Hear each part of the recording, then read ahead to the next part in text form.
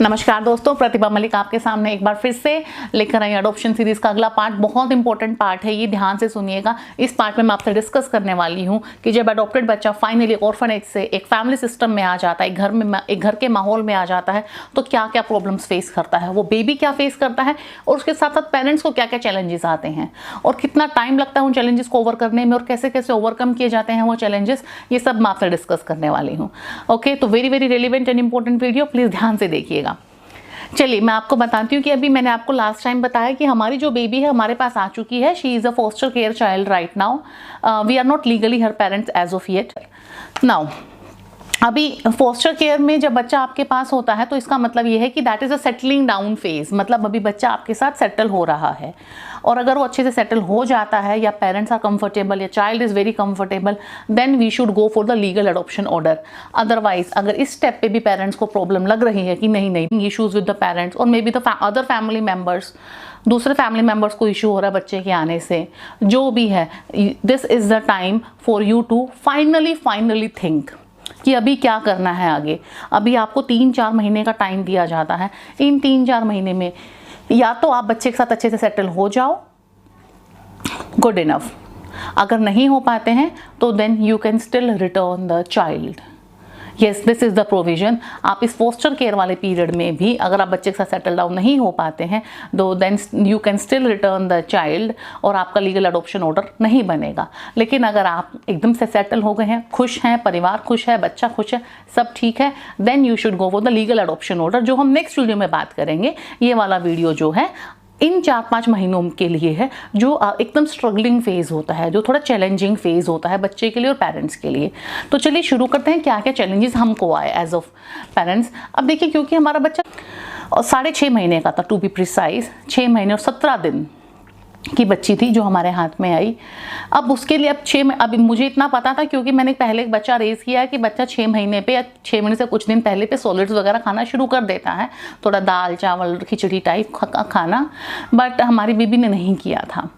वो अभी तक भी फॉर्मूला मिल्क पर ही थी, पानी तक भी नहीं पिया था, शरीर से कमज़ोर थी, बॉडी पे बहुत ज़्यादा रैशेस थे, हाइट और वेट दोनों ही अपनी एज के हिसाब से कम थे।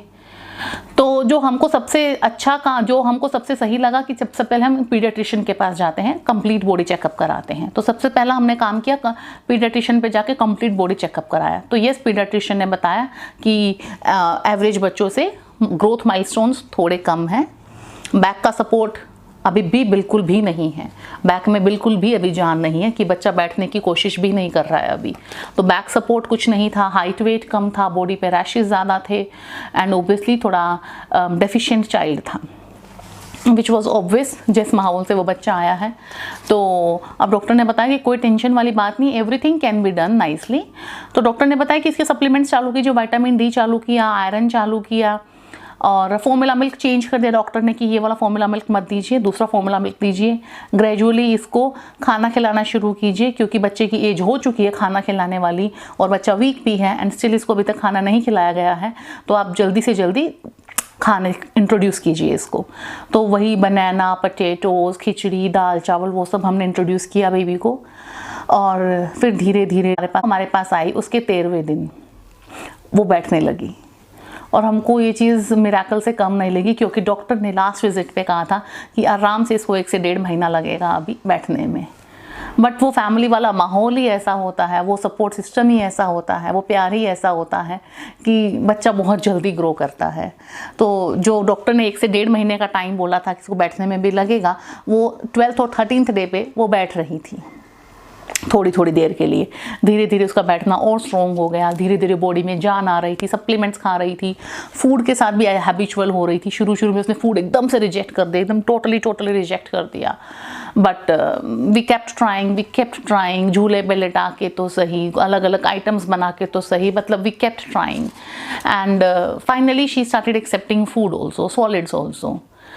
तो ये फूड वाला प्रॉब्लम थोड़ा सोल्व हो रहा था हमारा धीरे धीरे, she was adapting to it. But एक प्रॉब्लम अभी भी मेजर थी, वो थी sleeping pattern. She was not sleeping at all, मतलब दिन में तो बहुत ही से 10 मिनट 15 मिनट का नैप लिया हो गया, and you know average sleeping chart, इस एज के बच्चे को 12 से 14-15 घंटे तक सोना चाहिए, बट हमारा बच्चा इतना नहीं सो रहा था। तो again we consulted the paediatrician कि doctor there is some problem with the sleeping patterns. So the doctor suggested us कि the child is not habitual of को स्लीपिंग, बच्चे को ना पेरेंट्स के साथ सोने की आदत नहीं है। एंड इस चीज़ में कोई बायोलॉजिकल और अडॉप्टेड वाला कुछ सीन नहीं है। There are so many kids which are biological जो कि को स्लीपिंग में बहुत कंफर्टेबल नहीं होते हैं। सो प्लीज़ ट्राई कि इसको आप अलग सुलाएं, इसको एक अलग से रूम में अलग से इसका कोट बनाएं जिसमें एकदम अंधेरा करके और प्रॉपर थोड़ा सा अलग तरीके से इसको सुलाएं। And it worked, it genuinely worked. फिर वो दिन में भी 2-3 घंटा सो रही है, रात को भी 10-11 घंटे सो रही है, एंड इट जेन्युइनली वर्कड। जब भी वो रोती हम जाके उसको फीड करा के आते and then she sleeps again. So that worked. एक और हमको मेजर प्रॉब्लम था दो कि धीरे धीरे वो भी ओवरकम हो गया, स्लीपिंग वाला भी ओवरकम हो गया। टाइम के साथ साथ अच्छे खाने के साथ सप्लीमेंट्स के साथ साथ उसको बॉडी रैशेस वगैरह भी जो भी थे वो सब भी ठीक होने लगे। अब क्योंकि वो बुल्ढाना से आई थी पुणे, अभी पुणे का जो टेम्परेचर है वो काफ़ी फ्लक्चुएटिंग था उस टाइम पर। मॉनसून आ रहा था और गर्मियाँ जा रही थी, तो कुछ ऐसा यू नो मॉनसून के आने से पहले वैसे भी बहुत ज़्यादा बच्चे बहुत बीमार पड़ते हैं, तो ये भी बीमार हो गई, वही कोल्ड कफ चेस्ट कंजेशन ये सब हो गया। तो again we consulted doctor or paediatrician. So मैं ये बात क्यों बार बार फोकस कर रही हूँ कि इस सब टाइम पे ना आपके पास एक अच्छे पीडियाट्रिशियन का सपोर्ट होना बहुत ज़रूरी है, because you need her again and again. फिर उसको टीदिंग भी होने लगा, टीदिंग की वजह से अलग अलग इश्यूज हो रहे थे। उसके बाद जो बच्चा एकदम से स्टार्टिंग में थी एकदम से शांत थी, मतलब वो लेटी रहती थी, वो रोती भी नहीं थी, चिल्लाती भी नहीं थी, और कुछ कुछ कम्युनिकेट भी नहीं करती थी। Maybe it was too strange for her, and हो भी क्यों ना, उसका घर चेंज हो गया, माहौल चेंज हो गया, लोग चेंज हो गए, लैंग्वेज तक चेंज हो गया, उसको हमारा लैंग्वेज भी शायद समझ नहीं आ रहा था। शी वॉज कम्प्लीटली ना महाराष्ट्रियन एनवायरनमेंट, वो एकदम मराठी वाले एनवायरनमेंट में थी। उसके जो केयर टेकर्स थे मराठी में ही बात करते थे और उसको कुछ समझ नहीं आ रहा था यहाँ पे आके। तो whole day she was just staring at us, मतलब कुछ अच्छा भी नहीं कुछ बुरा भी नहीं। तो हमको देख के थोड़ी सी चिंता होती थी कि ये बच्चा कम्युनिकेट नहीं कर रहा है। 6, 6.5, 7, 8 महीने का बच्चा कम्युनिकेट करता है, बट शी वॉज नॉट। तो एनीवे, तो ये वाला भी एक इशू हो रहा था। दूसरा एक इशू ये भी हो रहा था कि उसके साथ जब भी हम कभी बाहर जाते तो she used to get like too anxious, मतलब उसको थोड़ी प्रॉब्लम होती थी बाहर जाने में। हमने प्रैम लिया तो प्रैम में she was not comfortable at all, क्योंकि बाहर जैसे ही हम उसको प्रैम में लेके जाते तो शी वांटेड गोदी, शी स्टार्टेड क्राइंग, क्योंकि अगेन पब्लिक प्लेसेस में जाने की आदत नहीं थी उसको बचपन से, इतने सारे लोग एक टाइम पर देखने की, उसको वही 2-4 चेहरों की आदत थी जो उसके केयर टेकर्स थे। तो ये सब एक अडॉप्टेड बच्चे के साथ धीरे धीरे चैलेंजेस आते हैं।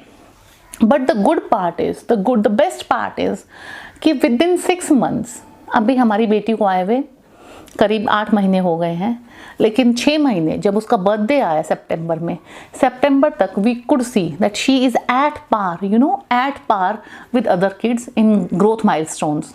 जितना भी दूसरे 1 साल के बच्चे ग्रो कर रहे थे मेरे आसपास, उसने सबको कैचअप कर लिया था। इतनी खुशी हुई देख के कि देखने सब कैचअप कर लिया। शी अडेप्टेड सो वेल कि दूसरे 1 साल के बच्चे वो नहीं खा रहे थे जो ये खा रही थी, एकदम प्रॉपर सॉलिड फूड खा रही थी, रोटी sabzi dal chawal everything from our plate she was eating. So that was the good part. But all it takes मतलब करीब 6 महीने का प्यार, अटेंशन, एक अच्छे डॉक्टर की कंसल्टेशन, एफर्ट्स, अपने बच्चे को ध्यान से ऑब्जर्व करना, ऑब्जर्वेशंस, ये सब चीज़ें अगर 2, 4, 6 महीने हमने की तो हमारा बच्चा was as good as any other biological child.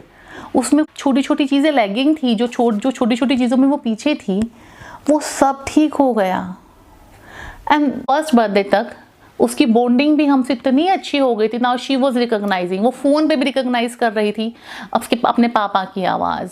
मैं बाहर से आती थी तो she use to like jump over me कि मुझे आके गोदी लो, शी न्यू कि I am the mother. She phone पे भी अपने पापा की आवाज़ रिकॉग्नाइज करना, स्कूल से आते ही अपनी बहन की से राह देखना, जंप करने लगना एकदम कि मेरी सिस्टर आ गई है स्कूल से। So she was knowing everybody, she was getting attach to everybody, even with our neighbours and friends, सबसे वो अटैच हो रही थी, सब एकदम ग्रोथ माइलस्टोन से एकदम एट पार आ चुके थे। You know as a parent, as an adoptive parent, वो कितना बड़ा रिलीफ था हमारे लिए और कितनी बड़ी खुशी की बात थी कि चलो 6 महीने लगे, बट यू नो जितना हमको चिंता होती थी सब चिंताएं धीरे धीरे ठीक हो रही हैं। और ये सब चिंताएं हमारी धीरे धीरे ठीक हो रही हैं। और साथ के साथ ये बच्चा इतना स्ट्रॉन्ग है, इतना अच्छा स्ट्रॉन्ग बच्चा है ये, कितने सब कुछ इतना जल्दी अडेप्ट किया, खाना पीना, लैंग्वेज, लोग, behaviour, attachments, bondings, everything she is adjusted to. The climate, the house, everybody, the relatives, everything she is so much attached to, and everything she has adapted so beautifully, so beautifully। और उस दिन ऐसा लगा कि मतलब लोग ऐसा क्यों सोचते हैं कि अडॉप्टेड बाहर का बच्चा होगा, वो कैसे माहौल में एडजस्ट करेगा, क्या करेगा। कुछ प्रॉब्लम नहीं होती, थोड़े दिन की मेहनत है और वो it was perfect. Thank you so much, आपने मेरा वीडियो एंड तक देखा। आई होप आपको बहुत सारा इंसाइट मिला होगा। बहुत सारा एडॉप्टेड बच्चा जब घर आ जाता है तब उसके साथ क्या क्या प्रॉब्लम्स होती हैं, पेरेंट्स को क्या क्या प्रॉब्लम्स होती हैं, तब ठीक भी हो जाता है। ऐसे इन्फॉर्मेटिव वीडियोस देखने के लिए बने रहिए, लाइक, शेयर और सब्सक्राइब करना प्लीज़ मत भूलिए। धन्यवाद, मिलती हूँ नेक्स्ट वीडियो में।